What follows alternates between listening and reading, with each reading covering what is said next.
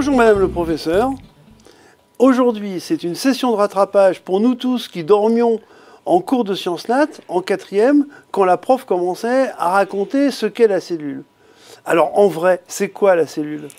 La cellule, c'est la plus petite entité vivante.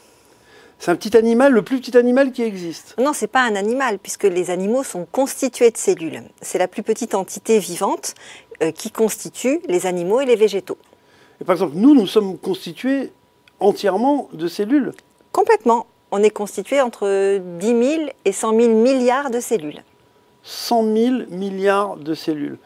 Ça veut dire qu'on ne peut pas les voir, les cellules. Ah, on ne peut pas les voir à l'œil nu, il faut prendre un microscope, mais on peut tout à fait les observer au microscope. Et si on regarde une cellule au microscope, qu'est-ce qu'on voit exactement? Ça a quel look une cellule? Alors, ça dépend des cellules, elles peuvent avoir des formes assez différentes, mais les caractéristiques communes, c'est qu'elles sont délimitées par une membrane. À l'intérieur de cette membrane, il y a un liquide qu'on appelle le cytoplasme. Cyto pour cellule, plasme pour liquide. Et dans ce cytoplasme, un noyau. D'accord. Et donc, on voit cette sorte de patate avec une membrane. Et c'est de quelle couleur? C'est de la couleur de ce qu'il y a à l'intérieur de la cellule. Par exemple, les feuilles des arbres sont vertes parce que les cellules des feuilles contiennent de la chlorophylle qui est verte. Les cellules sanguines, les globules rouges, sont rouges parce qu'ils contiennent de l'hémoglobine qui est rouge.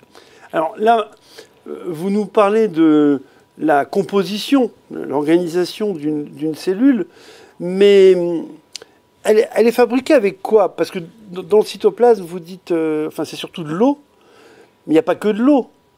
C'est quoi la brique, le parpaing qui constitue la cellule? Alors la biologie a découvert qu'il existait des éléments mystérieux qui permettent de constituer et de fabriquer les cellules. Et ces éléments qu'on est en train petit à petit de découvrir s'appellent les biomolécules. Eh ben, merci Madame le professeur, je sens qu'on va faire des capsules sur les biomolécules.